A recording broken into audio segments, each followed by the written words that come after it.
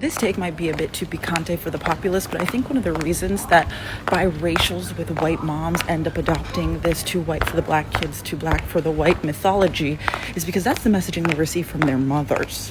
What are my credentials? Imagine.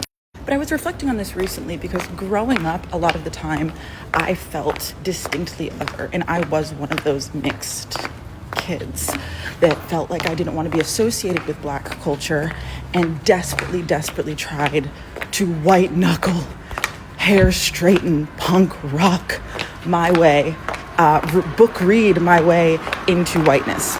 When I actually reflect on my upbringing and on my adolescence, the black girls weren't rude to me or dismissive of me or frankly ambivalent towards me because I was mixed. It was because I was insufferable. And I learned how to be that insufferable somewhere, and I think it was from my mother.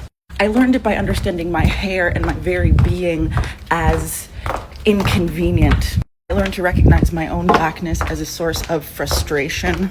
And when I did hear positive things about my blackness, it was things like, well, white people tan their skin to look like you. People perm their hair to have hair like yours. And it was always done in this super fetishizing way that didn't ever leave me feeling proud of my blackness.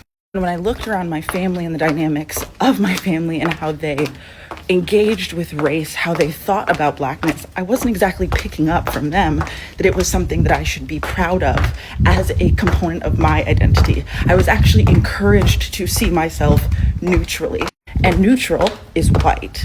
I also internalized the idea that black people were monolithic and behaved and engaged in a very specific way that was overtly and subtly conveyed to me as being not very good. Embarrassing, noisy, loud, uneducated. And so when the time came for me to socialize, I already had all of these embedded beliefs about where I sat racially from a point of identity, what I was rejecting and what I was pandering to. I could have been welcomed with open arms and truly believe there were times, especially in my early childhood and middle school days, where I was, but I was unable to receive it because my identity had already been fractured. My relationship to blackness had already been damaged, if you will. And I had already been conditioned to see this part of me, and therefore this part in others, as lesser, as undesirable, and frankly, as problematic.